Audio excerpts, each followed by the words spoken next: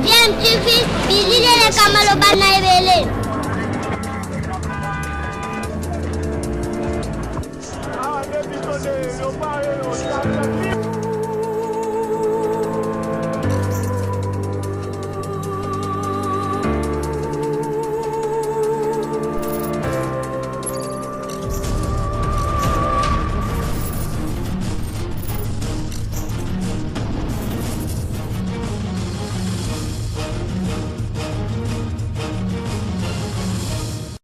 Tu veux toujours un enfant. De ce vendredi, c'est la rencontre entre l'ancien président de la République, Joseph Kabila, et Félix Tshisekedi, le président actuel, le FCC Cash. Ils se sont rencontrés pour aplanir notamment les divergences entre les coalisés. Ils ont parlé de plusieurs autres sujets que nous allons analyser et débattre tout au long de ce magazine. Crise et tension à l'UDPS, des incidents violents ont survenu hier à la permanence du parti, 10e rue du Métis. Il est donc difficile hier de circuler aux environs de la 10e rue limitée parce que les militants de l'UDPS ont manifesté hier. Il y avait donc de troubles à l'UDPS à la 10e rue limitée. Ce sont là les 3 sujets retenus pour kiosque de ce vendredi. Madame, monsieur, nous avons 3 invités dans ce plateau de kiosque, une dame et 2 messieurs. Il s'agit de Maître Hervé Diakissé, à qui je dis bonjour maître. Bonjour madame, bonjour à tous les téléspectateurs des kiosques. Alors, en forme ce matin? Ça va, on est très en forme. À côté de Maître Hervé Diakissé, il y a Bélard Mbouyi. Bonjour Bélard. Bonjour madame Gisèle. En forme également et merci encore une fois pour cette invitation. Et une dame, mois de femme, mois de droit de la liberté, de droit de femme oblige, nous avons Christella Kiakouba. Bonjour madame Gisèle, je vais bien et je crois que vous allez également bien. Il y a des avancées par rapport aux droits des femmes en République démocratique du Congo. Des avancées, je ne crois pas pour preuve. Le dimanche, les femmes étaient avec le Premier ministre au stade, mais quand le Premier ministre a nommé ses 14 conseillers principaux, il n'y a aucune femme. Vous voyez un peu, ça fait un peu d'ironie, un peu parce que peut-être les femmes attendent qu'on les soutienne, mais il n'y a personne qui va les soutenir. Alors, il faudrait que les femmes soient plus compétitives pour mériter leur place, pour arriver là. Peut-être. D'un autre côté, on parle de la mauvaise foi, d'un autre côté, on se dit les femmes sont ce qu'elles sont, mais d'un autre côté, on promet aux femmes, mais sans réaliser. Mais il faudrait attendre les promesses, ou soit carrément, il faudrait se battre, être plus compétitive sur le marché, comprendre les enjeux, être responsable de ses actes, et donc comprendre la portée pour mériter ce qu'on mérite. Voilà, Christella Kiakouba, coordonnatrice de l'ONG Télémaman la Mapinga. Nous prenons le premier sujet, coronavirus, 2e cas, Maître Hervé Diakissé. Il était dans le même avion que la première personne atteinte de coronavirus, et Camerounais résidant en République démocratique du Congo en provenance de la France. Quel commentaire vous inspire ce 2e cas?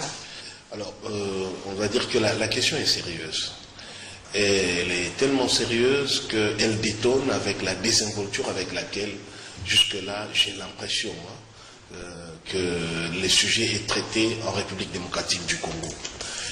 Le patient 0, donc le premier cas qui nous avait d'abord été signalé, a connu, à mon sens, même si je ne suis pas un expert sur la question, un couac communicationnel très grave qui a même suscité, à mon sens, un comportement de panique exacerbé et de la part des autorités en charge justement de gérer la situation et de la calmer. Primo, nous nous sommes trompés sur l'identité du patient 0, sur sa nationalité. Donc il y a eu 2 communiqués contradictoires émanant des mêmes autorités. Par après, les médias ont pu entrer en contact avec le patient 0, lequel s'est plaigné des modalités, parce qu'il faut quand même préciser que pour les patients 0, c'est la personne elle-même qui s'est présentée spontanément auprès des centres hospitaliers jusqu'à son diagnostic.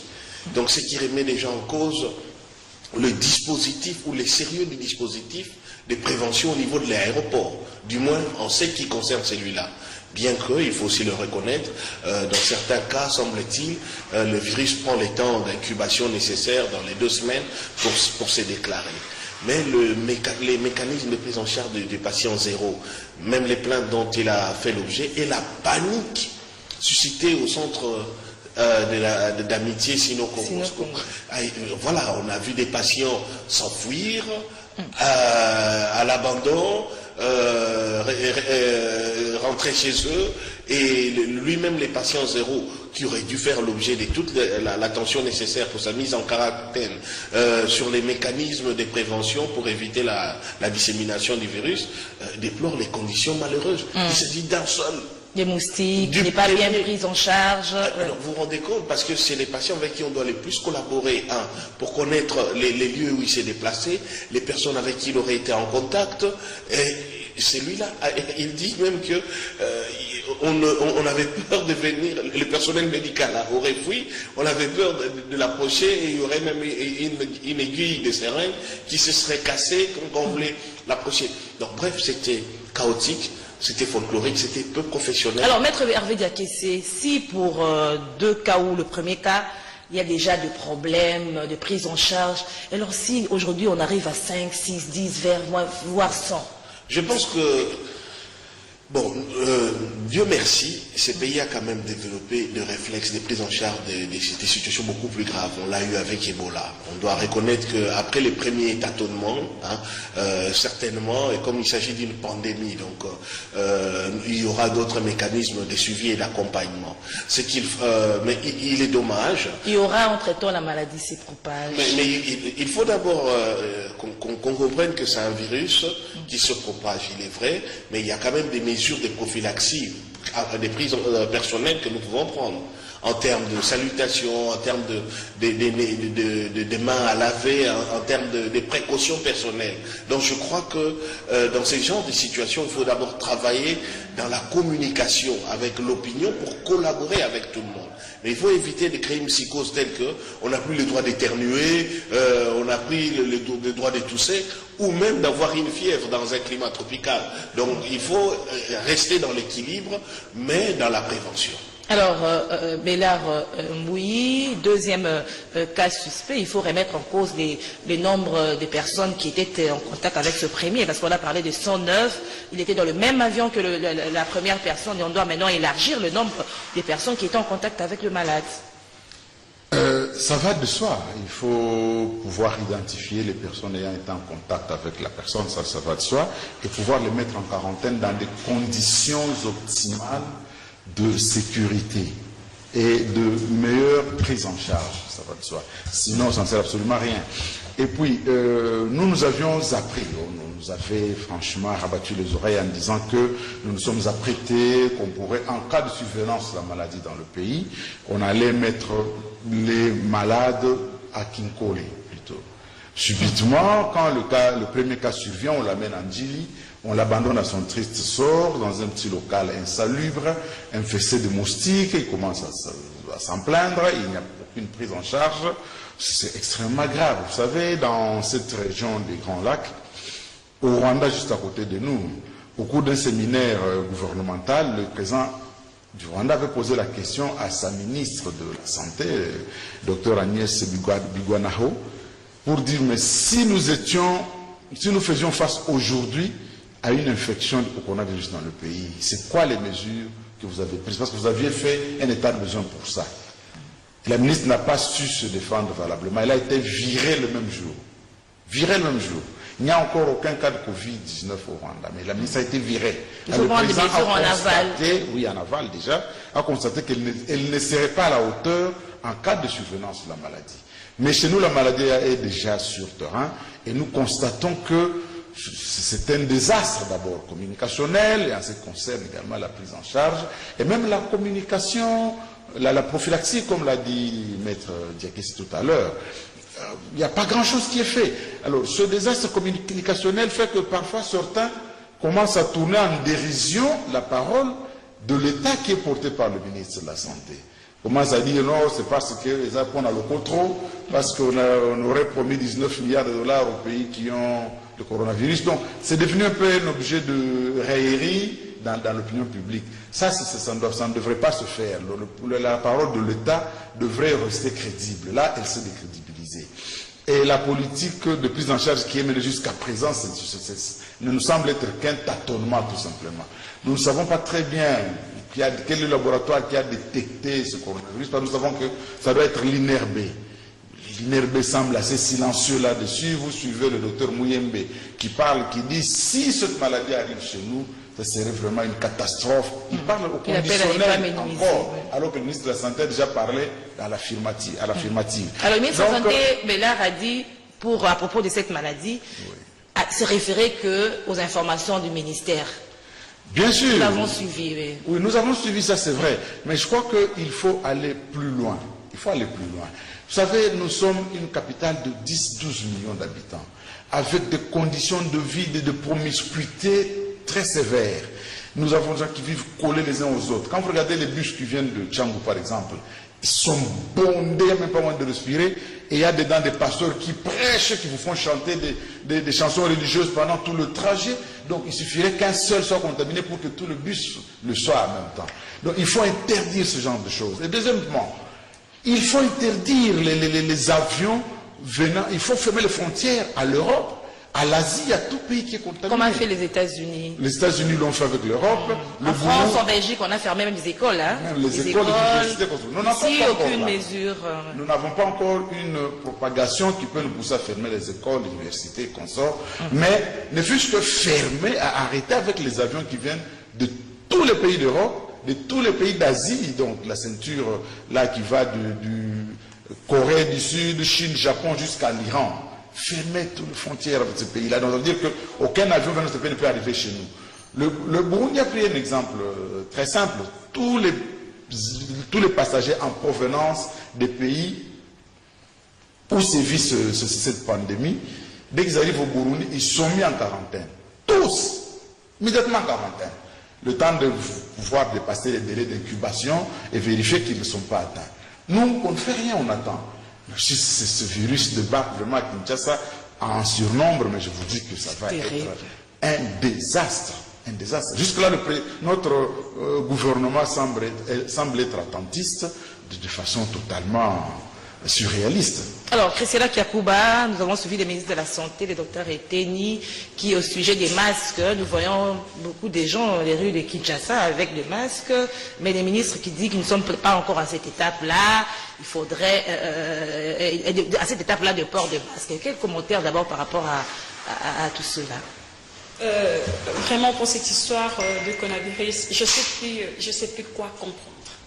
Le ministre aujourd'hui qui a créé la psychose, un ministre de la Santé qui se trompe d'abord de l'identité du patient, un ministre de la Santé qui a cessé de crier « oui, la RDC était déjà prête pour recevoir, pour accueillir le cas de coronavirus ».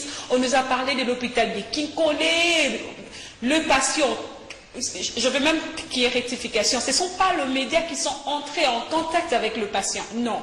Les patients ont appelé pendant l'émission de Bossolo, la politique officielle d'Israël Moutombo. Ça veut dire que le patient, tellement qu'il était dans un état où il ne savait plus quoi faire, quoi dire, il a dit, il faudrait que je rende public ce que se passe. Parce que moi-même, comme patient, je ne comprends rien du tout. Et aujourd'hui encore, le ministre nous parle d'un deuxième cas, et puis il dit, nous ne sommes pas encore arrivés là.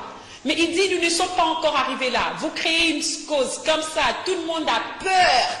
Tout le monde a peur, même dans des camps. Tout le monde a peur des coronavirus. Parmi les moyens de protection, il faudrait mettre le masque. Le ministre nous dit que nous ne sommes pas encore arrivés là. Mais entre-temps, on nous demande de laver les mains. Aussi l'une de mesures de protection. Mais finalement, monsieur le ministre, moi, je ne sais pas comprendre. Et j'avais même dit, je ne dirais rien du tout parce que jusque-là, je ne comprends pas. Comment c'est passé d'un Belge à un Congolais résident en France? Aujourd'hui, on parle, non seulement jusque-là, le monsieur n'est pas encore confirmé comme positif, mais entre-temps, on nous parle d'un autre cas qui était en contact avec le monsieur qui n'est pas encore confirmé. Mon Dieu, est-ce que c'est parce qu'il était en contact avec le monsieur qui est supposé être positif, ou soit comme ils sont tous venus de la France, il a attrapé la maladie en France. On se pose la question. Finalement, nous sommes où là? Et on s'est encore suspect à Béni, hein? À Béni, le cas de Béni. ils n'ont pas encore confirmé jusque-là. Ils n'ont pas Un cas encore suspect, confirmé. ouais. Un cas suspect. Mais finalement, on ne sait pas comprendre. C'est un théâtre. Un sérieux problème de communication. Le ministre qui dit qu'il faudrait laisser la communication au ministère, mais le ministère, je ne parle même pas du ministère, mais du ministre qui a échoué. Le ministre a échoué dans sa communication. Je suis responsable de ce que je suis en train de dire. Il a échoué dans sa communication. Quand je vois aujourd'hui sur Twitter, sur les réseaux sociaux, on se moque même du ministre. Mais est-ce que c'est la faute à la population? Ou soit c'est la faute du ministre? Comment vous pouvez vous précipiter de communiquer sur l'identité d'une personne que vous ne connaissez pas? J'aurais entendre que quand il a parlé d'un sujet belge, directement l'ambassade de Belgique est entrée en contact avec le ministre pour dire donnez-nous les patients parce que nous savons qu'est-ce que nous allons faire. Mais cette fois-ci, il a parlé d'un sujet camerounais. Du coup, le Cameroun n'est pas entré en contact. Un sujet congolais qui s'est dit. Hier encore, j'ai suivi pour sur la politique. Israël était en contact directement avec le médecin de ces sujets congolais, qui dit que la fièvre était due au vaccin que son patient avait pris à l'aéroport. Finalement, jusque-là, quand on pose la question, j'ai suivi la dernière communication du ministre après la réunion sur le coronavirus avec le Premier ministre, mais le ministre parle au conditionnel. Monsieur le ministre parle au conditionnel. Quand on suit le docteur Mouyembe, monsieur le médecin, monsieur le docteur parle au conditionnel. Est-ce qu'il y a coronavirus ou pas? Merci Christella Kiakouba. Nous prenons le deuxième sujet de kiosque de ce vendredi. C'est la rencontre entre Félix Tshisekedi et Joseph Kabila. 3 heures de discussion. Oui, parce qu'il y avait deux éléments importants comme on nous suit quand même à travers les médias. Juste rapidement, le premier élément, c'est que le ministre de la Santé avait dit quelque chose que j'avais suivi. Il avait dit le centre de quarantaine de Kinkole ne concerne que les personnes qu'on identifierait comme suspectes ou plus ou moins atteintes à partir de l'aéroport. Au lieu de les ramener vers le centre-ville, directement ils vont à Kinkole. Alors que pour le cas déjà détecté hors aéroport, donc dans le centre-ville ou dans la cité, c'est eux qu'on déférait notamment vers le centre sino-congolais ou tout autre centre qu'ils allaient créer. Donc c'était juste la précision. Est-ce que ces centres-là sont capables de recevoir? C'est de l'irresponsabilité. Nous ne sommes pas un pays avec des infrastructures particulièrement mieux dotées. Donc on éparpillerait ainsi sur l'ensemble de la ville de gens malades de coronavirus. Mais donc qui est là? On doit le concentrer en un lieu donné. On a vu la Chine, qui est quand même mieux dotée en infrastructures sanitaires, construire de jour comme de nuit des hôpitaux particuliers pour aller mettre ces gens. Non, je ne veux pas être l'avocat du ministre. Voilà, de la Santé, mais j'ai voulu noter que cette explication-là ne tient pas la route. C'est encore un désastre, ça, comme explication. Non, c'est plutôt logique parce qu'on est à l'aéroport. Au lieu de vous ramener vers le centre-ville, on vous oriente vers un milieu excentré. La route qui conduit à Kinkole, la même s'il vous plaît. Sérieusement. S'il vous plaît, madame. Avant de passer au deuxième sujet. Disons juste à notre population que cette maladie est très sérieuse. Oui. Elle est peut-être déjà chez nous, comme les officiers nous le disent. Faisons preuve de prudence. Quels que soient les tâtonnements de la communication officielle, faisons preuve de quels que soient les prudence. De certains, oui. Lavons-nous les mains chaque fois que nous le pouvons. Évitons de serrer les mains aux autres quand ce n'est pas vraiment nécessaire.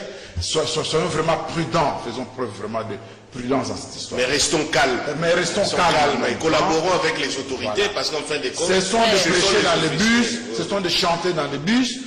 Mettons-nous tranquilles. Alors, restons calmes. Comment rester calme? Alors, s'il vous plaît, Christella, nous prenons le deuxième sujet. C'est la rencontre, je disais, entre Félix Tshisekedi et Joseph Kabila. 3 heures de discussion à Ntélé. Le compte rendu a été fait par Vital Kamere et Bélard Kankouimboui. Il est fait mieux que l'autre là. Hein. Tant que c'est l'autre.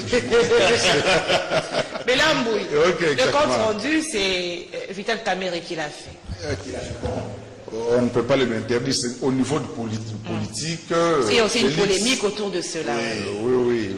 Félix est l'autorité morale. C'est un terme que nous avons inventé au Congo sous le régime passé, mais qui semble avoir de beaux jours devant lui, même aujourd'hui.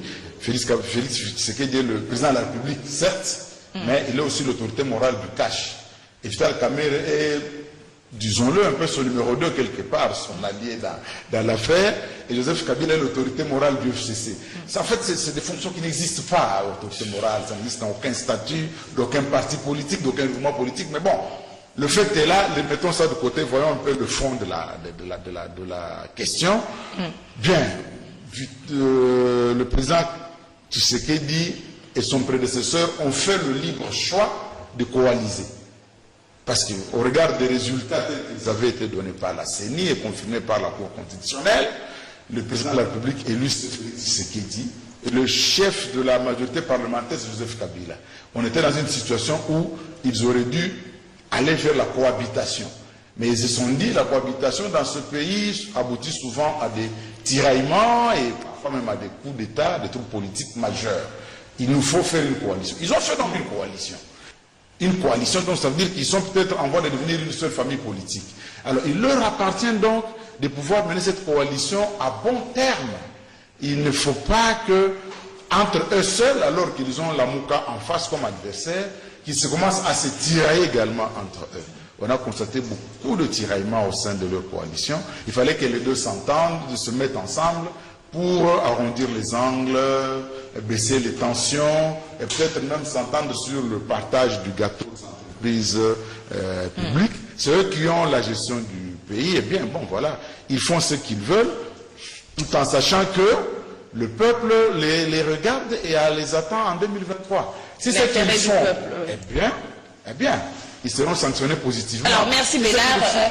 Maître Hervé Diaké, ils auront la sanction négative. Nous allons d'abord par la forme. Vous répondez par rapport à la forme, le compte rendu par Vital Kamerhe. J'ai des observations de forme et de fond. Oui. Quant à la forme d'abord, c'est indécent de voir une rencontre privée. Le FCC et les CACH sont des entités privées. Ils n'ont aucune désignation institutionnelle. Ils ne sont pas des institutions de ces pays. Ils ne sont repris dans aucune structure, dans aucun organigramme dans les institutions de ces pays. Donc c'est une rencontre privée.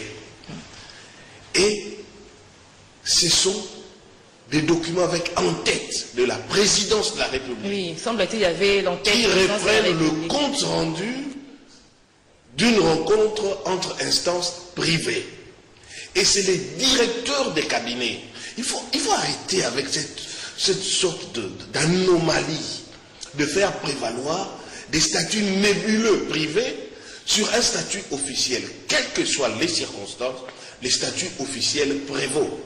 Si vous êtes directeur de cabinet et que vous tenez une réunion entre l'archevêque de votre église et un curé de votre paroisse, vous ne publiez pas ça sur un compte rendu avec en tête la présidence de la République. C'est anormal, c'est indécent, c'est inadmissible. Mais c'est la lecture qui est entrée dans ces pays que des groupes privés ont phagocyté l'État et parlent au nom de l'État pour gérer leurs intérêts. Ça devient une institution, FCC CACH. Ce n'est pas, non, ça ne peut pas être une institution, sinon nous sommes dans un coup d'État. C'est juste que les FCC CACH sont des ententes privées créées sur base des accords politiques entre des partis privés. Il faut qu'on se comprenne. Donc, quant à la forme, il y a une anomalie grave. Toujours sur la forme, le contenu, je ne vais pas encore parler du fond, le contenu de propos ou le point au centre de la discussion. Totalement privé. Vous avez énuméré, il y a d'abord l'histoire des nominations des personnes, des mandataires de la République. Mais c'est un accord, parce que... La loi électorale et la CENI, qu'on doit revoir. Voilà, et les personnes qui ont été interpellées parce qu'ils détiennent des passeports de l'État congolais. Aujourd'hui, le président de la République va discuter avec un ex qui n'a aucun, aujourd'hui, en dehors de prérogatives protocolaires, Joseph Kabila n'a aucune décision institutionnelle à prendre dans ces pays.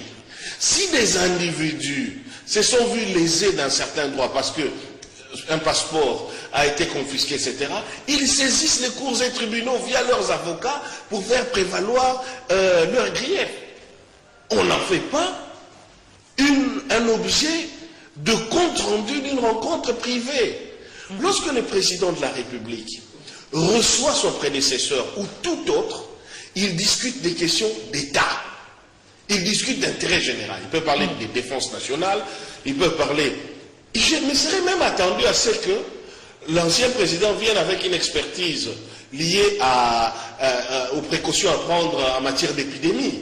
Il dit voilà, on a un risque ici, voilà l'expérience que j'ai eue en gérant les cas d'Ebola, voilà la partie d'expérience que vous avez eue, voici ce que je viens partager avec vous. Non, on nous parle des partages de postes, on nous parle des gens qu'on a interpellés à l'aéroport parce qu'on leur a retiré un passeport. Ce n'est pas sérieux. Mais au sujet des partages de postes, au sujet de la loi électorale, vous ne trouvez pas que comme le FCC est majoritaire, au niveau du Parlement, ça peut peut-être se passer autrement. Il fallait baliser les chemins entre les deux personnalités, sinon on saura directement que le FCC aura plus, que le FCC va faire ça. Madame, oui. Ça fait partie du jeu politique. Oui. C'est de la liberté d'expression. Mais qu'ils le fassent en privé ou dans leur réunion et au cours d'une conférence pas de de presse. compte rendu. Non, mais est-ce que vous comprenez? Le président de la République, c'est l'institution élue au suffrage universel. Félix Tshisekedi n'est pas le président du FCC-CACH, il est le président de la République démocratique du Congo. Il est votre président, il est le mien, il nous rend compte à nous tous. Il ne rend pas compte au FCC-CACH. Il n'a pas prêté serment devant les FCC-CACH. Il a prêté serment devant le peuple congolais de respecter la constitution de la République démocratique du Congo. Pas de respecter un accord nébuleux, occulte de deux regroupements qui veulent phagocyter l'État, qu'on appelle FCC-CACH. Ce n'est pas notre affaire, nous ne sommes pas liés par ça. Moi, je m'inquiète quand mon président, celui qui a prêté serment devant la constitution, c'est cette constitution qui fait que vous, moi et nous tous ici, sommes des citoyens congolais.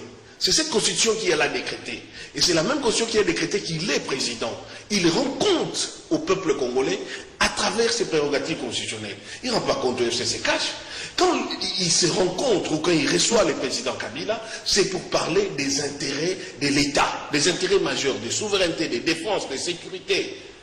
Éventuellement, de nous parler aujourd'hui comment on peut lutter contre le coronavirus. Mais pas venir nous parler de partage de postes des gens à qui on a arraché un passeport. Ça, laissez Kabouya, Mounania en discuter, faire leur conférence de presse et vous inviter. Vous sous-entendez ou vous affirmez ce qu'ils disent aujourd'hui que les pays est co-géré? Je considère que ça désacralise les chefs de l'État que de recevoir un groupe privé, fut-il mené par un ancien président de la République, pour parler des questions privées, là où nous devons parler de l'État. Alors, Bélard Mouyi, cette rencontre, ça démontre, ou bien que c'est un message par rapport à la base, par rapport aux militants de deux partis, que les têtes s'entendent et eux, ils s'insultent pour rien. Ça va de soi, ça montre surtout aux militants de l'UDPS qui, de longue haleine, ont toujours réclamé la fin de la coalition. Ça leur démontre en fait que le président de la République, qui est leur ancien président du parti, ne s'inscrit pas dans cette logique-là, encore une fois. Il tient vraisemblablement, en tout cas, jusqu'à présent, à rester dans la coalition avec son allié, qui est l'ancien président de la République. C'est aussi clair que ça. Alors, quel avenir pour cette coalition, après cette rencontre? Nul ne peut présager de l'avenir, nul ne peut présager de l'avenir, parce qu'il y a, je crois, deux possibilités. Soit la coalition reste soudée, et nous conduit jusqu'en 2023, et ils assumeront tous les deux, de façon solidaire, les résultats de leur gestion commune. Ça, c'est clair. Soit la coalition éclate, alors le président de la République aura d'autres possibilités encore une fois, soit il part dans une cohabitation, auquel cas il va se limiter à inaugurer le chrysanthème en devenant un président protocolaire et laisser le FCC diriger le pays avec son gouvernement, ou encore il dissout l'Assemblée nationale, convoque de nouvelles élections, sans pour autant être très certain de les remporter. Et encore qu'avec un budget fixé à 11 milliards, qui est ramené à un peu 5 milliards, qui n'avait pas prévu l'organisation des élections, mobilisé du coup autour de 500, 700 millions de dollars pour organiser des élections législatives anticipées, en ayant 60 jours, parce que c'est le délai constitutionnel. Tout cela n'est pas si évident que ça, voyez-vous. Donc, tenant compte de tout cela, moi je me dis qu'ils vont continuer la coalition jusqu'à la fin et assumer solidairement les résultats de leur gestion commune. Alors le message est capté par rapport à cette rencontre, c'est le message est capté par leur lieutenant et puis vous ne trouvez pas qu'il y a une communication s'impose au niveau de deux partis? Oui, bien sûr. Pour mener à bien cette coalition. Une communication s'impose, cela va de soi, mais il reste à comprendre. Les militants du DPS, vous le connaissez. Ce n'est pas la première rencontre entre Félix Tshisekedi et Joseph Kabila. Eux, c'est un parti de contestataires dans le sang. Ils ont été éduqués ainsi pendant 38 ans. Changer du coup parce qu'il y a eu cette rencontre d'hier, ce n'est pas toujours évident non plus. Vous savez, les motocyclistes de l'UDPS, ils ont une association assez bizarresque là, dont j'ai entendu parler pour la première fois il n'y a pas longtemps. Les motocyclistes de l'UDPS, les Wewa de l'UDPS, projettent une marche de ce lundi, jour d'ouverture de la session parlementaire, contre Janine Mabunda, président de l'Assemblée nationale. Pourquoi? Parce qu'elle avait répondu, selon eux, maladroitement au président de la République. Oh, cette histoire, il continue toujours. Voilà, ils disent qu'ils attendaient l'ouverture de la session pour pouvoir organiser leur marche. Les motards, les motocyclistes de l'UDP, les Wewa, contre Mabunda. Donc, vous imaginez. Il faut vraiment une communication, après que les chefs puissent se rencontrer, il faut vraiment une communication. Bien sûr, avec le coronavirus qui est en train de venir, faut-il laisser des rassemblements où les gens sont collés les uns aux autres, même s'ils marchent en moto, ça ne fait pas très sérieux. Mais à la 10e rue, ils sont collés, hein, ils sont toujours ensemble. Les uns aux autres, je crois que c'est le genre de choses sur lesquelles le gouvernement doit veiller, qu'il faudrait éviter en tout cas. Alors, aujourd'hui, en Espagne, il y a 2 ministres qui sont testés positives, sont des femmes positives au coronavirus. Elles avaient été le 8 mars à la manifestation des femmes. Alors, Christella Kakouba, quel commentaire vous inspire cette rencontre de l'ancien et l'actuel chef de l'État? Cette énième rencontre qui finalement n'aboutira à rien du tout, parce qu'on sait que le FCC et le CACH, c'est une alliance, c'est une coalition au départ qui est basée sur, qui a pour soubassement l'hypocrisie. On est au pouvoir, mais entre-temps, on cherche de moyens pour garder sa base. On est au pouvoir, on a tous les avantages, mais quand on va vers la base, on dit à la base, non, ce sont eux le problème. Ce sont eux qui font ça. Vous, la base, vous devez rester dans la rue. Vous, la base, vous devez faire pression pour que nous ayons des avantages de l'autre côté. Ah, nous sommes perdus, hein. Il y a des sujets où je ne veux même pas mettre mon point de vue, en tout cas, parce qu'on sait qu'il y aura des rencontres. Et il n'y aura pas de solution. Parce qu'au départ, le pionnier de cette coalition ne sont pas vrais. Et de toutes les façons, mettre la rencontre de la coalition sur un papier de la présidence de la République, peut-être parce qu'on a parlé des mandataires, peut-être parce qu'on a parlé de la mort d'un officier de l'armée, peut-être mais pour dire leur querelle vraiment sur la coalition FCC CACH, il faudrait faire quand même la différence, hein. Il faut faire. J'ai vu le compte rendu pas signé de M. Vital Kamerhe. Je l'ai vu aussi en train de faire le compte rendu sur une vidéo sur WhatsApp. Et puis moi, de mon côté, je me dis, il faudrait vraiment faire la différence. Quand vous parlez FCC CACH, on voit la tête de Joseph Kabila Kabange et on voit la tête de Félix Tshisekedi. Il faut vraiment dissocier quand on parle des mandataires et quand on parle d'autres questions liées à la sécurité, par exemple, liées à la politique de notre pays. Il faudrait vraiment faire la différence parce que eux, ce sont que des individus. Le FCC n'a aucun statut institutionnel. Le CACH non plus, d'ailleurs. Même quand il parle de mandataires, nous savons qu'au finish, il y aura encore défaut de casting. Nous sommes en train de voir aujourd'hui avec le nombreuses versions du ministre de la Santé. Donc, nous ne sommes même pas sûrs de ces gens-là qui vont mettre comme mandataires. Donc, ça ne nous concerne pas. Malheureusement, ça nous concerne parce que le mandataire de ces entreprises publiques-là appartiennent à tout citoyen congolais, acquises par le sang ou soit par la terre. À tous citoyens congolais, mais qui vous allez donner la gestion de ces entreprises-là? À qui? Les gens comme je suis en train de voir, les défauts des castings. Non, monsieur le président, surtout du côté cash. Moi, je suis déçu.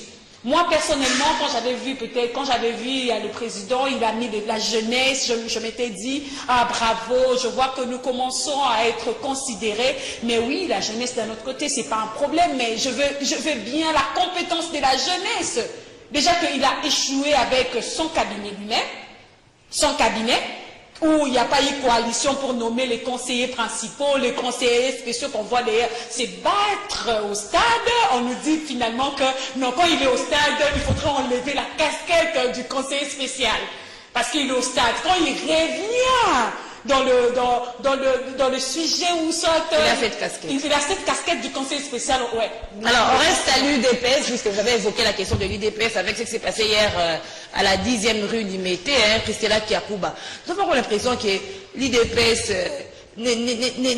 est un parti politique d'opposition à la présidence. Continue à demeurer dans l'opposition. Bien sûr que je viens de le dire. Restez là, faites la pression. Et quand vous faites la pression, nous avons les avantages. Est-ce que vous trouvez ça normal quand je suis sur Internet, quand je vois que les motards UDPS ont organisé une caravane motorisée pour dire Mabunda dégage? Est-ce que, s'il vous plaît, pour que Mabunda dégage, il faudrait qu'il y ait élection, il faudrait qu'il y ait motion au Parlement ou une caravane motorisée? Je me pose la question. Je suis dans quel monde? Faites la pression et nous avons les avantages. Alors, votre analyse, Vélard, par rapport à ce qui s'est passé hier à l'UDPS? Non, c'est quelque chose de très profond. D'abord, les images que nous avons pu voir de personnes brûlées, parmi lesquelles le secrétaire national de l'UDPS, brûlées, des gens violentés. Ces images sont épouvantables et sont inacceptables. Mais il ne faut pas oublier que c'est devenu un peu la marque de fabrique de l'UDPS depuis très longtemps. Lorsque les militants de l'UDPS sont accusés de violenter les autres partis, on trouve des gens pour les défendre. Et là, c'est entre eux-mêmes. Mais le mal est beaucoup plus profond que ça à l'UDPS. Parce que n'oubliez pas, le 15 février dernier ici, c'était un grand anniversaire pour l'UDPS. Ils ont pu remplir le stade. Mais ce n'était pas qu'une simple festivité. Il faut se rappeler qu'il y a 38 ans, quelques braves Congolais ont décidé de lever la voix pour dire non à l'arbitraire. L'arbitraire, c'était le régime de Mobutu. Ils ont enduré les souffrances les plus innommables. Ils ont tenu le cap pour que nous puissions un jour vivre dans la liberté, dans un pays de droit respectant le droit. Mais est-ce qu'à l'UDPS on respecte le droit? Regardez ce qui se passe. Le fond du problème c'est lequel? C'est celui-ci. Le président... Le limogeage de Jacquemin Chabani. Ça va bien. Il y a plusieurs... non, ça raconte autour de ces troupes-là. Le principal problème c'est celui-ci. Le président de la République est élu président, et après son élection à la tête de l'État, ne peut plus assumer la présence au niveau du parti. Donc, il est interdit d'exercer par l'article 96 de la Constitution. À partir de là, l'article 26 des statuts de l'UDPS impose la constitution d'un directoire à 3, c'est-à-dire le secrétaire général Kabound, le président de la commission démocratique du parti la Wakwenda, ainsi que le président de la commission électorale, Jacquemin Chabani. Voyez-vous, c'est les trois qui devaient diriger le parti ensemble en attendant de convoquer un nouveau congrès en ayant un mois. Cela n'a pas été fait. C'est le président de la République qui commence le problème en désignant par lui-même Kabound comme président intérimaire. Il a violé les statuts de son parti. Kabound, voilà. Kabound, lorsqu'on a désigné intérimaire, on garde d'abord sa fonction première, qui est le secrétaire général, mais on assume l'intérim, ce qui était déjà une violation des statuts, mais supposons. Mais non, Kabound est président intérimaire, nomme à son tour un secrétaire général intérimaire qui est Augustin Kabouya. Donc on va de violation en violation. Les textes, et l'intérimaire qui est parce que la tête de Chabani et de Wakwenda ne lui plaît pas, parce que Chabani exigeait effectivement le respect des statuts, il en profite pour dégommer Chabani et le remplacer par quelqu'un d'autre. Alors il y a une partie des militants qui ne conçoivent pas ça comme ça à l'UDPS et qui ont donc protesté, mais qui ont protesté à la manière de l'UDPS, c'est-à-dire avec la violence. C'est ça le problème. Donc ce parti qui a combattu, dans lequel nous sommes nombreux à avoir milité, étant adolescents, étudiants et consorts, nous avions milité alors dans ce parti-là pour qu'on ait un état de droit.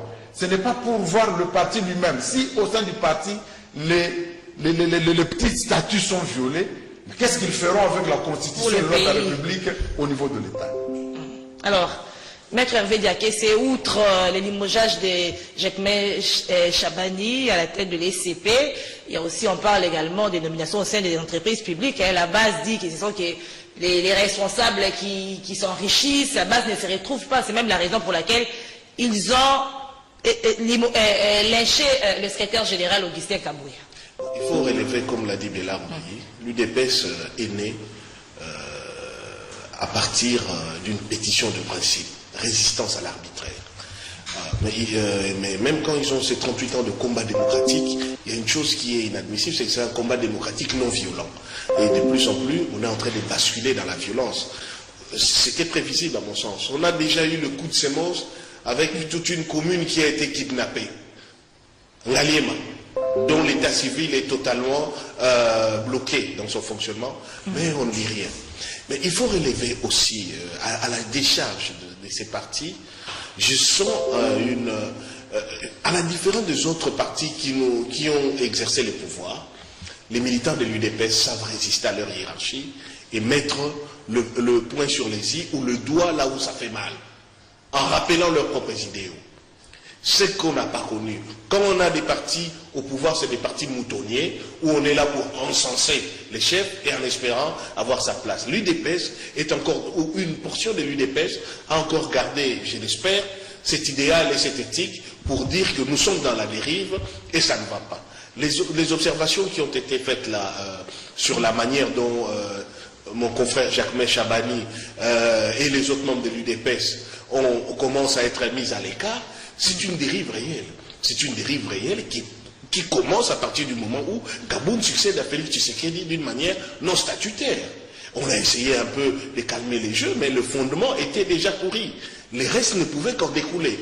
Et bien sûr, cette mégestion, comme l'a dit Christelle Kiakouba, il y a un problème de casting qui revient.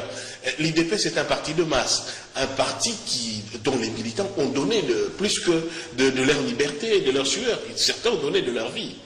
Et assister aujourd'hui déjà à la portion minime qui leur est accordée, à une sorte d'orgie de prise de pouvoir et de ses délices par un groupe qui le confisque au nom du peuple d'abord, ça fait très mal. Et je pense que de plus en plus, il y a un groupe de l'UDPS qui résiste à la palotisation du parti. Mais c'est le groupe des abandonnés, ceux qui ne se sont pas retrouvés dans les institutions. Oui, frustrés de leur lutte. Déjà, ils sont frustrés du fait qu'ils n'ont pas toutes les prérogatives d'exercice du pouvoir. Et même la portion qui leur est reconnue, c'est un groupe de ceux qui n'ont peut-être pas vu tout le temps sur terrain. Et qui, non seulement n'incarnent pas les idéaux du parti, mais sont dans la jouissance qui gêne les autres.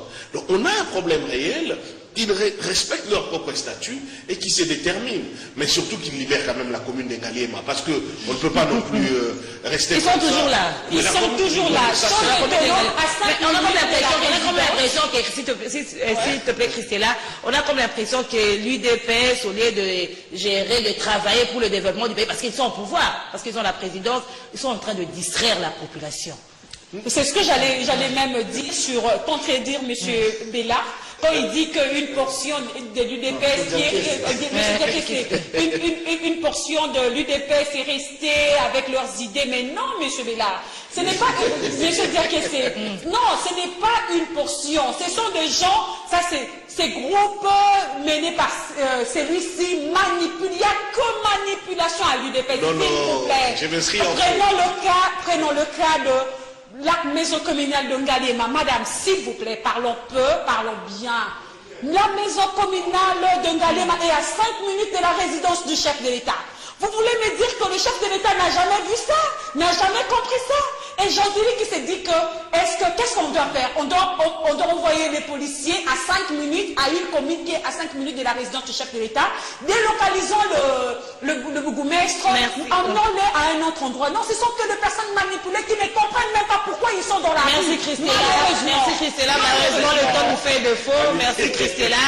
Merci Bélard Kambouyi. Merci Maître Hervé Diakessé. Nous allons continuer avec les débats prochainement. Merci à Doudou Montieri qui était à la réalisation de l'émission et Karine Bébé derrière la caméra, Fiston Atunga au niveau de la régie, Sarah qui nous a assisté, voilà. Alain Kabongo également. Nous sommes arrivés à la fin de notre magazine kiosque, de la fin de la semaine. Nous nous retrouvons prochainement. Au revoir.